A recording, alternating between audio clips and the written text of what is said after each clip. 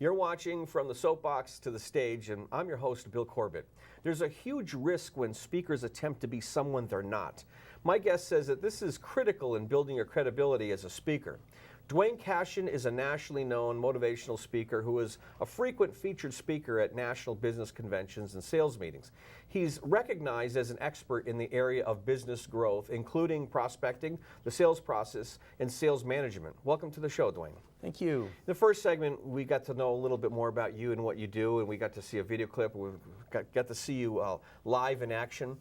What I want to do in the short segment is I want to see what you're willing to share with viewers about tips they need to keep in mind. And one of the first ones that you had given me I really liked was be yourself. And it was a quote you gave me by Oscar Wilde, "Be yourself, everyone else is already taken." So I've got my own opinion on that as well, but can you expound on that a little bit more? Yeah. You know, when you think about a topic, whether it's leadership or sales or service or parenting or marketing, there's very little that's new under the sun. And of course with marketing that may not be the case because of the explosive growth with technology and LinkedIn and Facebook and the constant changes that are going on in that world. So there are new things under the sun. But when it comes to being an entrepreneur and creating relationships with people and creating a reputation, there's not a lot new under the sun. So what does that mean? The question is, how are you going to differentiate yourself? How are you going to stand out in a sea of other speakers? And what you have to do is you've got to be yourself. And what people don't understand is they think that, well, I'm not interesting enough. No, I've got to take on some other persona so that they find me interesting. And that's exactly the wrong thing to do. You want to be who you are with your own personality, your own sense of humor, and bring your own spin to things, and that's how you can stand out. And you make a great point. And I think it's okay to see a speaker and maybe borrow a technique or something, but you got to still make it your own. You got to weave it into your own presentation, because I think professional speaking is an experience. It's not just seeing something on a piece of paper. It's an experience, and it's so that when you're in the audience, when your audience is there and your speaker is engaging, good speakers work it out so that the audience goes, "Where did the time go? I was so into their presentation." And I saw that in your presentation. I think you have a very good front of the room presence or a stage presence. And like you said, it's important to be yourself, because like you, I've seen people that when they get on the stage, they turn into somebody else. And it doesn't feel right. It's not sincere, right? Yeah, absolutely. I mean, one of the biggest mistakes that a speaker makes as they're growing and learning is they think it's about them. It's not. It's not about them. It's about the audience. As a speaker, you're there as a servant to deliver a message, to help people in the audience be better in some capacity. And you want to do it in an entertaining fashion with some humor, but it's not about the speaker. And when you can break through that and realize that you want to be audience-centric, that's when some very exciting things start to happen. And you're right. You make a good point. What I like in the world of professional speaking is those who have taken the time to read the evaluations.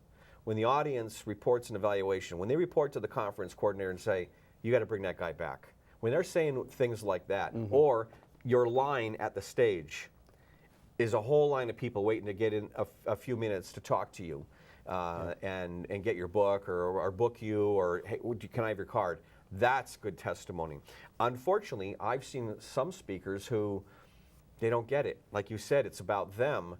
And they, for example, in Toastmasters, I think in the organization Toastmasters, where you learn how to speak, what it does is it takes the perception we have in our own head of us, and then it takes the perception of our audience, and it creates a balance, brings them together so they're more in line with each other. So your audience is seeing you the way that you're coming across.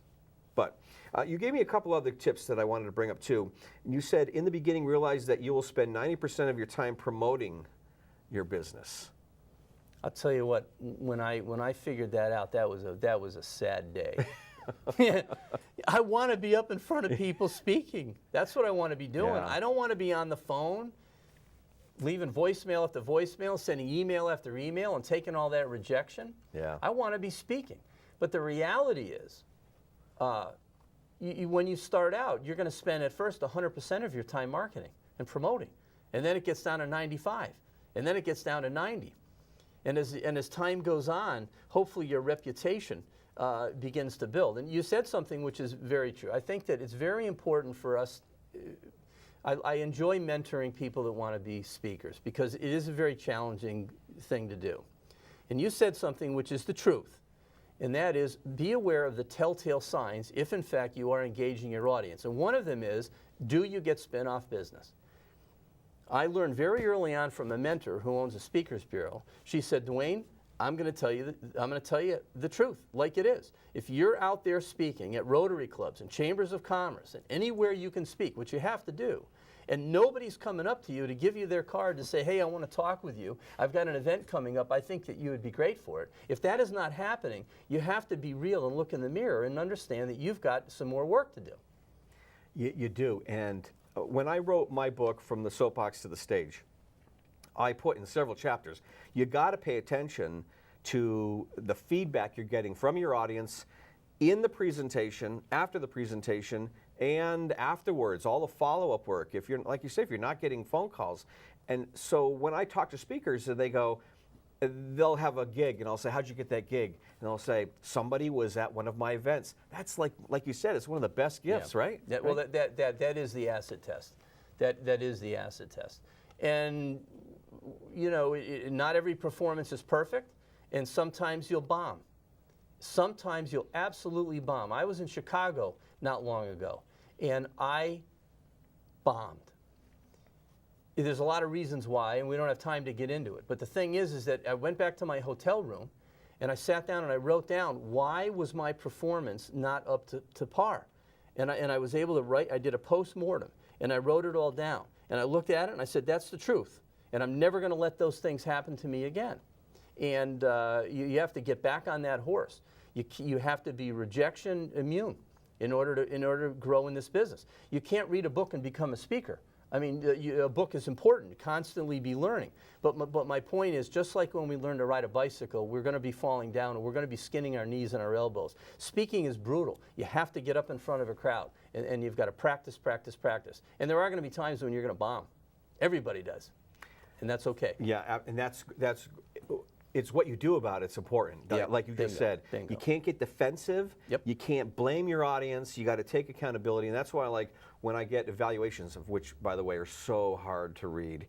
But you got to go through there, and you got to read all the comments. You can't just stick to the good ones. And when you come to a bad comment, you can't be ready to explain it off. Especially if you start seeing similar comments in evaluations. Go, okay.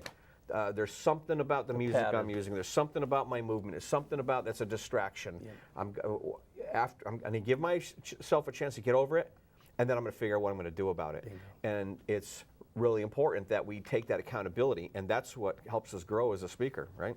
Absolutely. You have to take. The word accountability is excellent. You have to take 100% responsibility, and you've got to be resilient. You've got to be tough. You really have to have thick skin to make it in this business. Yeah, and like you, I've had some gigs where it just got started and I want to go home. I can tell I'm bombing. I got off on the wrong foot with my audience. I made assumptions I shouldn't have, or something didn't work. A PowerPoint didn't work right, or I had something on cue that messed up, or worse, you've got people in the audience who are no longer engaged in your talk, and you can tell they're doing this. And they're now reading other stuff. They're reading they're talking to the neighbor, and you're standing there going, "Get me out of here right now!" And you can't. You got to finish it and do the best you can, learn from it, and come back and do it again another day, right? Yeah, absolutely. And I think one of the best tips that was given to me was that when you are starting out, be able to generate revenue through other means. Other means. What is that? Well, as a consultant. Be able to go into a company and do a project and work with them so you can generate some money. Be able to do a half-day training. Be able to jump on the internet and do some webinars. Be able to do some one-on-one coaching. Be able to speak. There's the percentage of speakers that make their living 100% at speaking, it's a very, very small number of speakers. And you just got to realize that and be able to have several avenues to generate revenue. And you keep getting better, and you keep getting better, and your name gets out there more and more and more, and you can build a business that way. Yeah, that's really good. That we got to have multiple streams of income, even in that one business. So, listen, Duane, I really appreciate you coming out and giving me your time, your valuable time. And I look forward to networking with you and adding you to my network and learning more. And I think a lot of viewers learned a lot of stuff in today's session. So thank you so much. You're welcome. Thanks for having me. Being yourself means developing and expressing your individuality in front of your audience. It's okay to adapt what you learn from others' presentation styles, but do it in a way that makes it your own. Care enough about what others think of you to always be learning and working on improving your stage presence. I hope you'll join me for future episodes of the show as I set out to tap into the knowledge of professional speakers who are willing to share their secrets for success on the stage. As Dale Carnegie once said, make the most of today, get interested in something, shake yourself awake, and let the winds of enthusiasm sweep through you with gusto. I'm Bill Corbett, and I'll see you the next time on From the Soapbox to the Stage.